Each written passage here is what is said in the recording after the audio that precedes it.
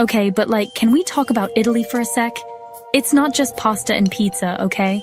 Well, it is, but so much more. Did you know Italy has more UNESCO World Heritage Sites than any other country in the world? That's like winning an Oscar for best country, but every year. From ancient ruins that'll make your jaw drop to beaches so blue they look photoshopped. Italy is literally a dream come true. And don't even get me started on the food. Pasta, pizza, gelato. It's like a 3-course meal of pure happiness. So whether you're a history buff, a beach bum, or just a massive foodie like me, buckle up because I'm about to take you on a wild ride through the 10 best places to visit in Italy. But wait, there's one secret spot that most tourists miss. I'll show you later. First up, we're hitting up Rome, baby. This city is like a giant open-air museum. You've got the Colosseum, duh! You can practically hear the gladiators roaring. And then there's the Vatican City, home to the Pope and Michelangelo's Sistine Chapel ceiling. Speaking of art, you can't miss the Trevi Fountain. Grab some cacio e pepe and a gelato, find a cute piazza, and soak it all in. Pro tip: Rome is best explored on foot, but wear comfy shoes. Next stop, Venice. This city is straight out of a fairy tale, but with more pizza. Imagine cruising down a canal in a gondola, the sound of water lapping against the boat, and the most colourful buildings you've ever seen whizzing by. It's pretty much the definition of romantic, but Venice is more than just canals and gondolas.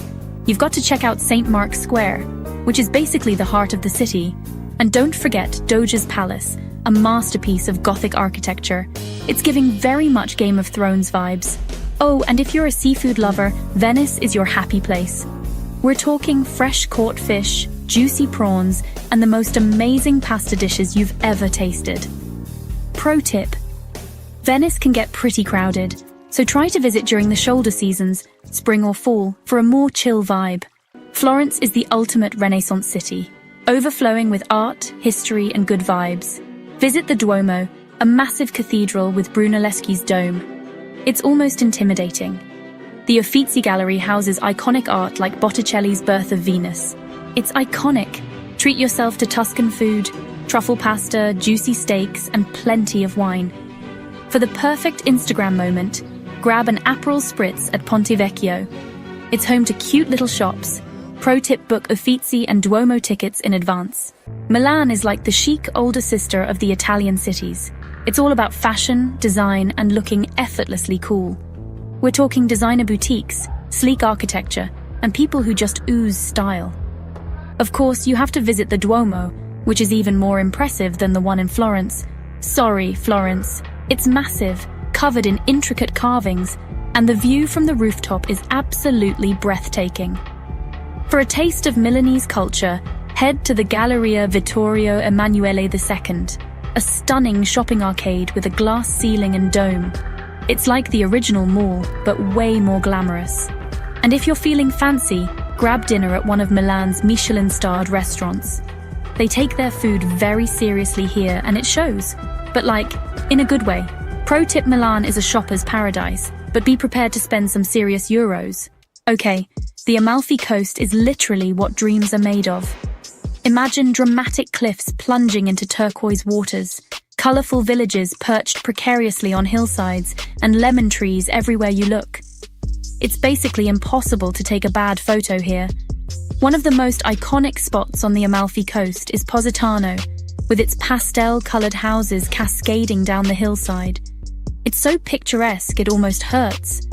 And if you're feeling adventurous, rent a scooter and zip along the winding coastal road, stopping at hidden beaches and charming villages along the way. Don't forget to indulge in the local cuisine, which is all about fresh seafood, pasta with a view, and limoncello, a sweet lemon liqueur that'll knock your socks off. Pro tip: the Amalfi Coast can get pretty crowded, especially during peak season. Consider visiting in the shoulder seasons for a more relaxed experience. Cinque Terre, which literally means 5 lands, is a string of 5 colourful villages perched on cliffs overlooking the Ligurian Sea. It's basically the definition of picture perfect. The best way to experience Cinque Terre is to hike between the villages, taking in the stunning coastal views, vineyards, and olive groves along the way. Each village has its own unique charm and character, so make sure to spend some time exploring each one. And of course, you can't leave Cinque Terre without trying the pesto. This region is famous for its basil pesto, which is made with fresh basil, pine nuts, Parmesan cheese, garlic, and olive oil. It's seriously life-changing. Pro tip: the hiking trails in Cinque Terre can be challenging, so wear comfortable shoes and bring plenty of water. Chapter 7: Sicily, Beaches, History, and Cannoli Heaven. Sicily is the largest island in the Mediterranean, and it's got it all: stunning beaches, ancient ruins, delicious food, and a vibrant culture. It's like a whole different world down here. One of the must-sees in Sicily is the Valley of the Temples, home to some of the best preserved Greek temples outside of Greece. It's like stepping back in time. And for a taste of Sicilian beach life, head to Cefalù, a charming seaside town with a beautiful beach and a historic center. And of course, no trip to Sicily is complete without trying the cannoli. These crispy pastry shells filled with sweet ricotta cream are basically a Sicilian rite of passage. Trust me, you won't be disappointed. Pro tip: renting a car is the best way to explore Sicily, as it gives you the freedom to discover all the hidden gems at your own pace. Tuscany is like a postcard come to life. We're talking rolling hills, vineyards stretching as far as the eye can see, charming villages perched on hilltops, and that warm Tuscan sun that just makes everything better. One of the best ways to experience Tuscany is to rent a villa and just soak it all in. Spend your days exploring the countryside, visiting wineries, taking cooking classes, and just relaxing in the Italian sunshine. And of course, no trip to Tuscany is complete without indulging in the local cuisine. We're talking fresh pasta, juicy steaks, truffle everything, and of course plenty of that delicious Tuscan wine. Pro tip: if you're planning on visiting wineries, it's best to book a tour in advance, especially during peak season. Lake Como is like the ultimate Italian escape. It's where the rich and famous come to relax, unwind, and soak up the stunning scenery. And by rich and famous, I mean George Clooney. He has a villa here, no big deal. Even if you don't spot George, Lake Como is still worth a visit. Take a boat tour of the lake, admire the elegant villas lining the shore, and explore the charming towns and villages dotted around the lake. And if you're feeling fancy, treat yourself to a meal at one of Lake Como's Michelin-starred restaurants. They don't mess around when it comes to food here.